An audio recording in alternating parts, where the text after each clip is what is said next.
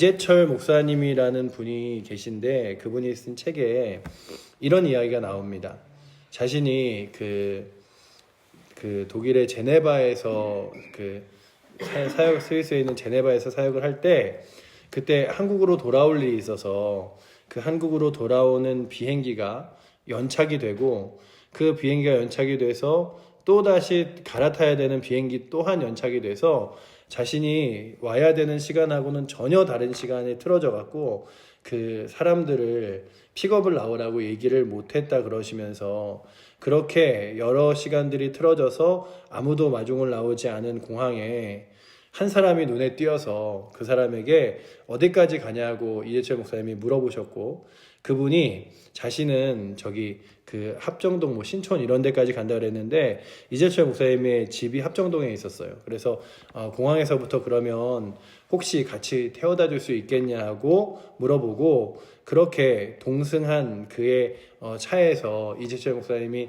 여러 이야기들을 하다가 자신이 목사임을 그리고 또한 그에게 여러 가지 이야기를 하면서 있었는데 그분이 그런 얘기를 하더래요. 자기가 사업이 여러 가지로 너무 안 되고 힘든데 어떻게 해결해야 될지 모르고 특별히 자신의 부모님이 권사님과 장로님인데 특별히 자신이 다시 신앙생활 하기를 여러 때부터 기다리고 계셨는데 교회를 떠난 지 너무 오래되었다라는 이야기를 하면서 이재철 목사님이 그에게 차에서 오는 길에 단둘이서 그에게 예수 그리스도에 대하여 복음에 대하여 그리고 또한 믿음에 대하여 설명해 주면서 꼭 가까운 교회를 가라고 그러고 그분도 가겠노라라고 이야기하며 차에서 내렸다는 경험들과 함께 그런 얘기를 하신 적이 있습니다. 그의 부모님이 얼마나 많이 믿음으로 기도하였을까. 그리고 또한 하나님께서 그 사람에게 다시금 복음을 듣게 하기 위하여 내가 올 비행기의 두 편을 다 연착시키고 그렇게 연착된 비행기가 결국에는 그 사람을 만나게 하여 복음을 듣게 하였으니 참 하나님이 귀하시다라는 얘기를 들어본 적이 있습니다. 우리 인생 가운데 내가 생각하는 타이밍과 전혀 다른 타이밍으로 때로는 움직여질지라도 우리가 분명히 알 것은 하나님의 계획이 있으신가? 하나님의 인도하심이 있으신가? 라고 하는 거죠.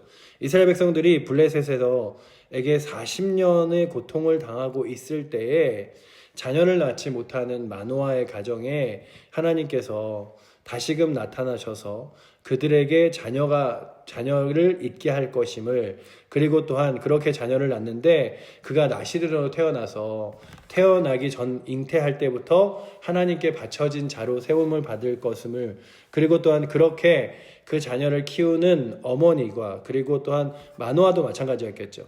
그 아버지와 함께 무엇을 해야 되냐면 독주를 마시지 말며 어떠한 부정한 것도 포도주도 마시지 말라라고 이야기를 합니다. 오늘 본문을 이렇게 쭉 읽어가는 가운데 마노아라는 사람과 그의 아내가 그 삼손을 키워나가는 일에 있어서 참 여러 가지로 늘 그의 마음에 근심이 있었고 어려움이 있었지만 그가 처음에 걸었던 걸음부터 무엇을 바라봤냐 하면 하나님께서 그에게 그의 자녀를 어떻게 키워야 할까에 대한 질문을 하고 그렇게 키우려고 노력했음을 바라볼 수 있습니다. 그러면서 오늘 우리들에게 이 새벽에 나온 저와 여러분들에게 특별히 저는 이제 자녀를 키워가는 입장이기도 하고 또 이렇게 권사님도 그들은 또 다 키우시기도 하고 그리고 또 이제 손자들을 보기도 하지만 그렇게 있는 우리들에게 자녀라는 의미가 무엇일까 생각해 보다가 한 3가지 의미를 생각해 봤습니다. 진짜로 있는 육신의 자녀들 그리고 또한 교회의 공동체 안에서 내가 전도한 사람들 그리고 또한 교회 안에 믿음이 연약한 자들 그런 자들에게 참 나의 모습이 어떻게 세워져야 할까라고 하는 거죠.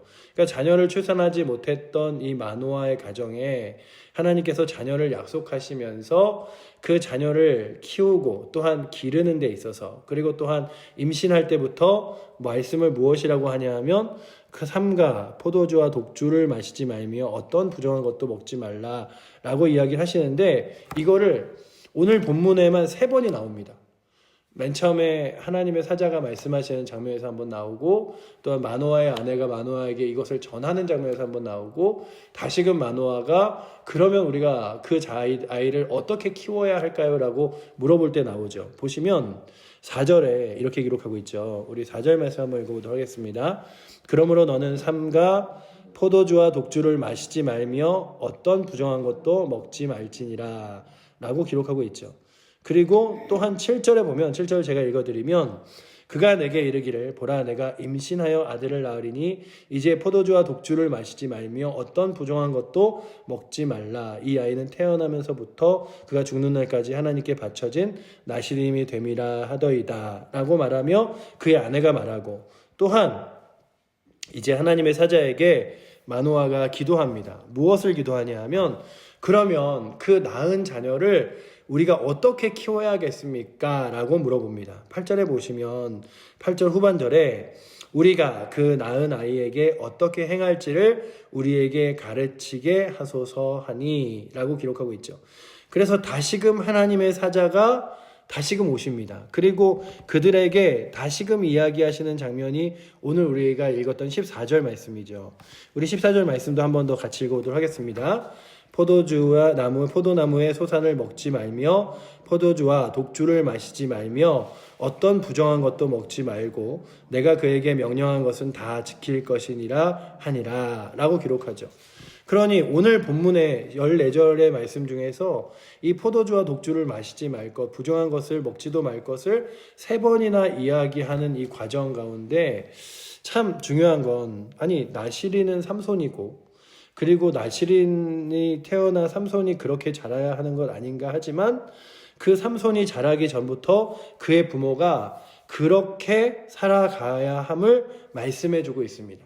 그래서 다시금 느끼는 건 뭐냐 하면, 그 이재철 목사님이 만났던 그의 자녀가 그 교회를 떠나 그리고 믿음을 떠나 그리고 자신의 사업이 다 무너져 내렸을 때 자신의 어머니와 아버지가 믿음으로 살아가며 기도하는 것을 보고 내가 다시금 하나님 앞에 돌아가야 할까? 기도하면 될까? 한 것처럼 오늘 우리가 무엇으로 서야 하면 믿음의 거룩한 표본으로 서야 우리의 자녀들에게, 자녀가 때로는 상처받아서 교회를 떠날 수도 있고 믿음이 연약하여 때로는 잘 신앙생활을 하지 못할 때도 있지만 분명한 건 우리가 믿음으로 그리고 하나님을 잘 섬김으로 살아가는 것이 결국에는 내 어머니가, 내 아버지가 믿음으로 살아갔던 그 거룩한 원칙이구나 라고 섬기며 바라보게 된다는 거죠. 아주 예전에 그런 얘기를 들어본 적이 있습니다.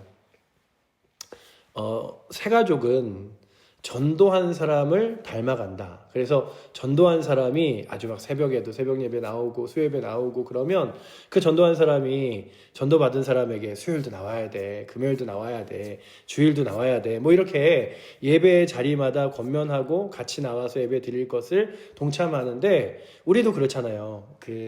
예전에 교회에서 중고등학교 아이들을 데리고 수련회를 갈 때 선생님들 중에 2부류가 있습니다. 한 부류의 선생님들은 너 꼭 가야 돼, 이번에 꼭 갔으면 좋겠어, 이런 사람이 있는가 하면, 또 하나는 우리 가서 좀 내가 맛있는 것도 많이 사주고 기도도 많이 하고 오자. 근데 뭐 어떤 차이가 있냐 하면, 가야 돼 하시는 분은 자신이 못 가는 거예요.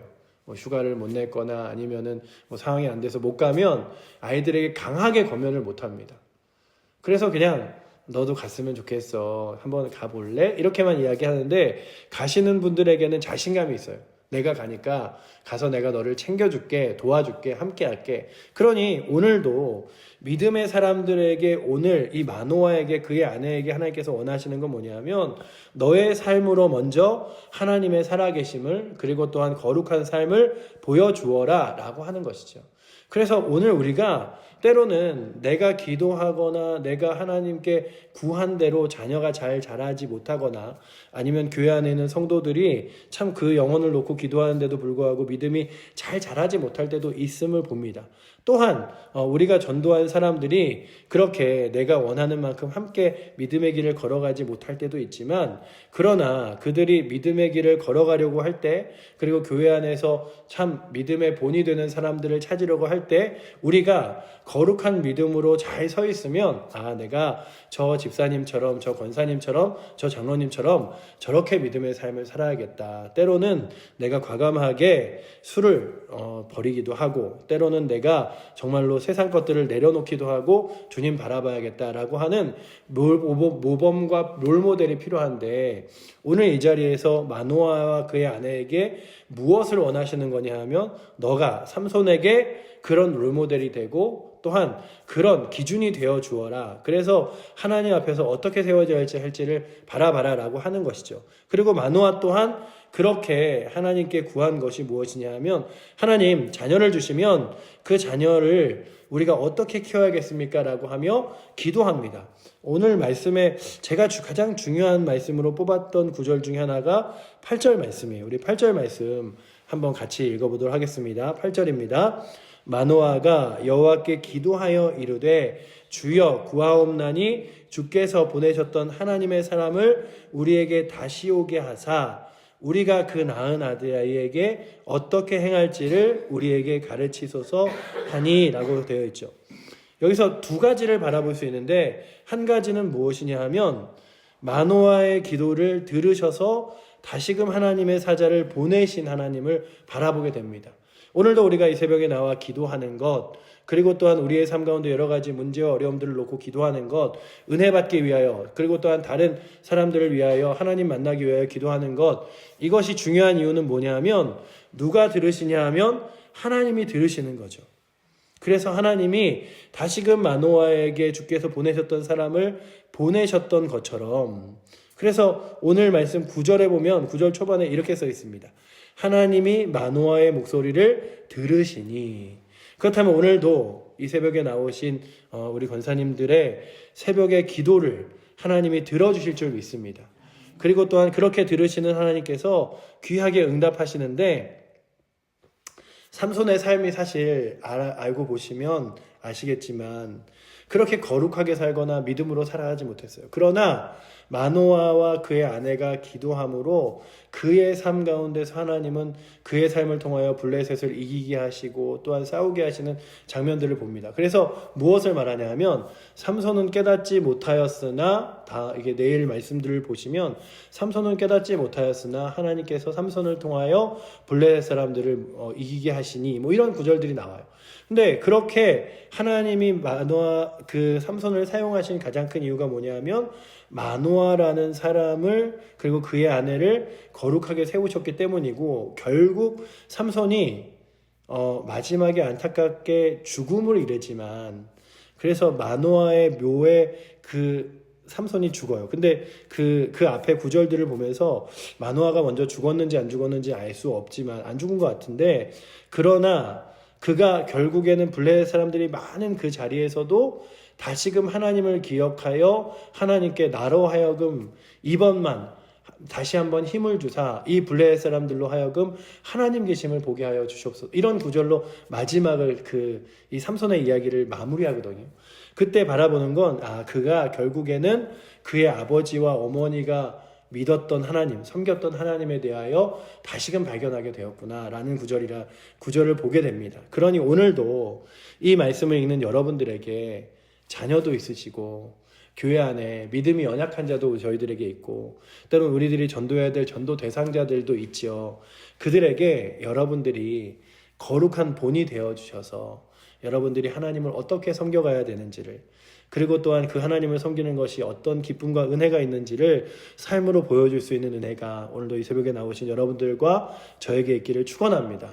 때론 내 삶으로 그렇게 살아가는 것이 그들에게 전혀 영향이 없는 것처럼 보여질지도 있어요. 자녀들에게 전혀 영향이 없는 것처럼 나타날 수도 있어요. 그러나 언젠가 하나님이 다시금 그때를 사용하시면 우리의 자녀들을, 또한 우리의 또한 믿음 연약한 이들을, 또한 교회 오지 않는 이들을, 그리고 또한 우리가 전도한 이들을 주 앞에 돌아오게 하는 큰 은혜가 있을 줄 믿습니다. 그래서 포기하지 마시고 내가 그렇게 믿음으로 산다고 해서 누가 알겠어, 누가 보겠어가 아니라 하나님께서 이 마노아와 그의 아내가 그렇게 포도주와 독주를 마시지 않으며 하나님 앞에 정결하게 살아가라고 말씀하신 것처럼 우리들도 그렇게 그러니까 이 믿음은요, 나 자신에게만 세워지는 게 아니라 이 믿음은 나뿐만 아니라 내 자녀에게, 그리고 믿음이 연약한 자에게, 또한 전도한 태신자에게, 내가 영으로 기도함으로 낳은 사람들에게 또 함께 필요하다면 나를 위해서만 세워지는 믿음이 아니라 내 자녀들과 교회 안에 있는 성도들과 또한 내가 기도하는 그리고 전도한 영혼들에게도 내 믿음이 세워짐을 바라보며 나아갈 수 있는 은혜가 오늘도 이 새벽에 있어서 여러분들이 다시금 믿음으로 삶을 세워나가는 은혜가 이 새벽에 나오신 여러분들과 저에게 있기를 축원합니다. 기도하겠습니다. 사랑의 하나님, 감사합니다. 마노아가 하나님께 구하며 하나님 나의 자녀를 어떻게 키우고 행해야 될지를 다시 한번 가르쳐달라고 말한 것처럼, 기도한 것처럼 아버지 하나님, 우리가 어떻게 살아가야 또한 우리가 그렇게 삶의 기준이 되고 또한 우리의 삶을 바라보며 우리의 자녀들이 또한 아버지 하나님 교회 안에 믿음이 연약한 자들이 또한 아버지 하나님 우리의 전도하는 사람들이 세워질지를 아버지 하나님 알기 원합니다. 주여 우리로 하여금 믿음의 삶을 살게 하시고 주님 바라보게 하셔서 그 삶이 결국 나의 자신에게만 구원에 이르는 것이 아니라 누군가에게 또한 귀한 믿음의 영향을 줌을 바라보며 나아갈 수 있도록 주여 인도하여 주시옵소서. 그래 기도할 때 들어주시는 주님께 우리의 기도의 제목을, 우리의 자녀들의 기도의 제목을, 그리고 믿음 연약한 자들의 아버지 하나님 믿음을 놓고도 기도하며 나아갈 수 있는 귀한 자리가 우리 가운데 있게 하여 주시옵소서. 오늘도 우리를 사랑하시는 살아계신 예수 그리스도 이름으로 기도드립니다. 아멘.